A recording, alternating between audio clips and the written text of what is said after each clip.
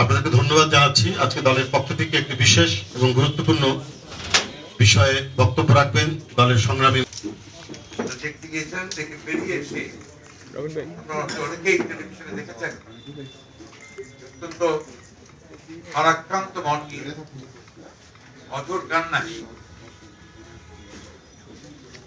তারা বলেছেন দেশনেত্রী গুরুতর তার স্বাস্থ্যের মারাত্মক অবনতি হয়েছে এবং তিনি এখন খেতে পারছেন না, সব বেরিয়ে যাচ্ছে যেরকম মুখে দিচ্ছে, তিনি বমি হচ্ছে, তিনি বিছানা থেকে নামতে নেমে মাত্র 10 পা টয়লেট, সেখানেও তিনি এখন যেতে পারছেন। তাকে যেতে হলে দুজন মানুষকে সাহায্য করে তাকে কোনো ক্রমে সেখানে নিয়ে যাওয়া। আপনারা জানেন যে আমরা সম্পূর্ণ একটা মিথ্যা মামলা সাজিয়ে তাকে সাজা দেওয়া হয়েছে, তারপর কারাগারে নেওয়া হয়েছে। তারপর থেকেই কিন্তু দেশনেত্রী বেগম খালেদা জিয়া অসুস্থ হয়ে পড়েছে। আমরা বারবার সেই বিষয়গুলো আপনাদের মাধ্যমে জাতির কাছে তুলে ধরেছি, কর্তৃপক্ষের কাছে তুলে ধরেছি এবং তাকে যেন মুক্ত করা হয় সেই দাবি জানিয়ে আসছি। আমরা বরাবরই বলেছি যে ন্যূনতম যে জামিন, যেটা তার প্রাপ্য, আইনগতভাবে প্রাপ্য, সাংবিধানিকভাবে প্রাপ্য, সেটা থেকে তাকে বঞ্চিত করা হবে। দুর্ভাগ্যের বিষয় যে সরকার এই কাজটা করতে গিয়ে সমস্ত বিচার বিভাগকে সবসময় নিয়ন্ত্রণ করে।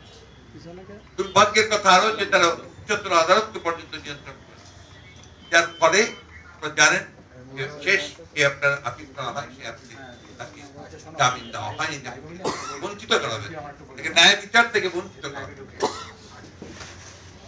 এই ধরনের মামলায়, সাধারণ মামলায়, যে কোনো মামলায়, এই ধরনের মামলায় প্রায় সবাই এখন জামিনে আছে, যারা এই মামলাতে সাজাপ্রাপ্ত হয়েছে, প্রায় সবাই, ব্যারিস্টার নাজমুল থেকে শুরু করে মহিউদ্দিন খান আলমগীর থেকে শুরু করে বাকি সবাই যারা আছে সবাই এই ধরনের মামলায় জামিনে আছে।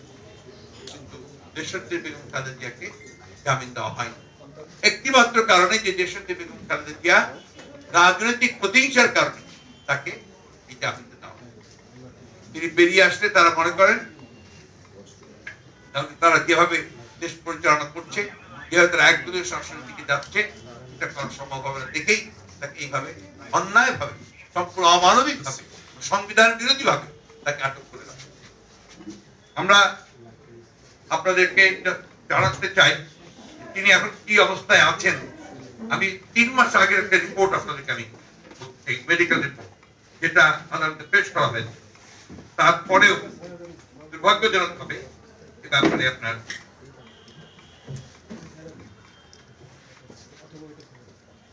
আপনার 12 তারিখে যে মেডিকেল রিপোর্টটা করা হয়েছিল, 12/10 যে মেডিকেল রিপোর্ট করা হয়েছিল, সেই রিপোর্টে তারা বলেছিলেন, মেডিকেল বোর্ডের সদস্যরা তারা একমত হয়ে সবাইকে রিপোর্ট দিয়েছিলেন। সেই রিপোর্টে বলা হয়েছিল যে Mrs Zia hypertension and cough, heroin, asthma, the state of control of diabetes, Veritas as Mrs. Jia's rheumatic arthritis is highly active. Rheumatic arthritis is highly active and has caused damage to multiple joints. Both knees have been replaced earlier as a result of combined active disease and accelerated damage. She is at present at a critical stage. আমি এই কথার উপর জোর দিচ্ছি, আমরা আগেও বলেছি আপনাদেরকে, ক্রিটিক্যাল স্টেজ বলছেন doctor, largely dependent on advance treatment. এখন যে চিকিৎসায় আছেন সেই চিকিৎসার চাইতে তার অনেক ভালো ট্রিটমেন্ট দরকার। তারা she has been adequately informed about the cause and limitations including adverse effects of the advanced therapy. The medical board has offered her advanced therapy following the recommendations of the international bodies in the form of biology and ready to start treatment.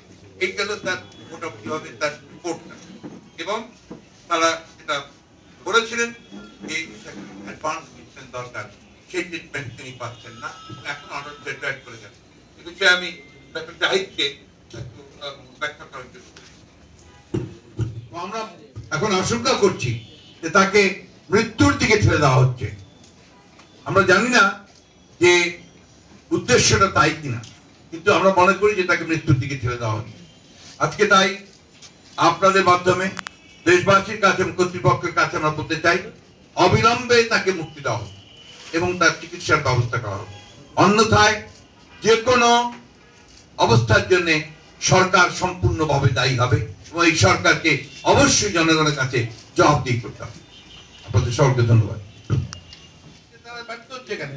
তারা নিশ্চয়ই যেটা কথা বলা হলো যে advance ট্রিটমেন্টের জন্য তাকে অ্যাডভান্স সেন্টারে পাঠাতে হবে। That is only way out.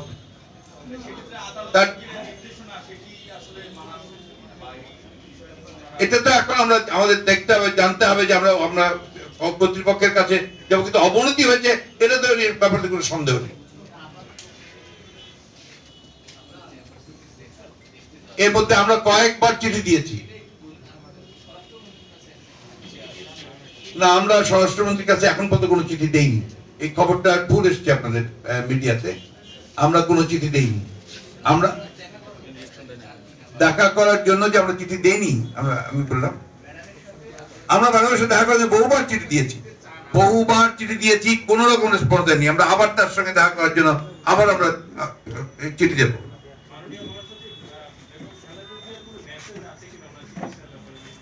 উনি জানিয়েছেন যে উনি চিকিৎসা করতে চান, উনার চিকিৎসা হচ্ছে না, উনি চিকিৎসা করতে চান, করাতে চান উচ্চতর সেন্টারে। Thank you.